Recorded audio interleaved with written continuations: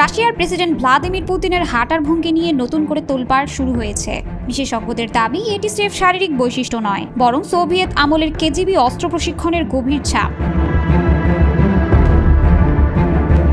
Putin হাঁটার সময় ডান হাত প্রায় স্থির রাখেন, যেন বুকের কাছে কিছু ধরে রেখেছেন, আর বাম হাত দুলে ওঠে স্বাভাবিকভাবে।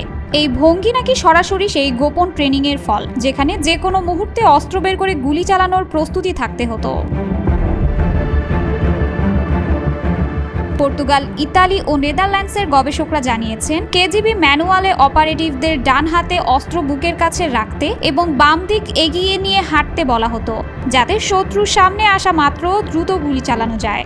পুতিন সোভিয়েত পতনের আগে কেজিবিতে লেফটেন্যান্ট কর্নেল পদে ছিলেন। সেই কৌশল এখনও বজায় রেখেছেন বলেই তাদের ধারণা। কিন্তু এখানেই শেষ নয়। সম্প্রতি প্রাক্তন ব্রিটিশ পররাষ্ট্রমন্ত্রী লর্ড ডেভিড ওয়েন আরও চাঞ্চল্যকর দাবি করেছেন, পুতিন হয়তো স্টেরয়েড ব্যবহার করছেন। তার মতে, পুতিনের মুখমণ্ডলের গঠন বদলে গিয়ে এখন ডিম্বাকৃতির মতো হয়েছে, যা এনাবলিক বা কর্টিকোস্টেরয়েড ব্যবহারের ইঙ্গিত দিতে পারে। লর্ড ওয়েন টাইমস রেডিওতে বলেন, এটি কোনো বোটক্স বা প্লাস্টিক সার্জারি নয়, বরং স্টেরয়েডের প্রভাব, যা পেশি বাড়ায় কিন্তু রোগ প্রতিরোধ ক্ষমতা কমিয়ে দেয়। এতে মানুষ জটিল রোগে আরও ঝুঁকিপূর্ণ পরিস্থিতিতে পড়ে। পুতিনের অতিরিক্ত সতর্কতা, লোকজনের সাথে দূরত্ব বজায় রাখা, এমনকি উপদেষ্টাদেরও কোয়ারেন্টাইনে রাখা, সবই এর প্রমাণ হতে পারে। স্টেরয়েড ব্যবহারের আরও একটি মারাত্মক পার্শ্ব প্রতিক্রিয়া হলো আক্রমণাত্মক আচরণ বৃদ্ধি।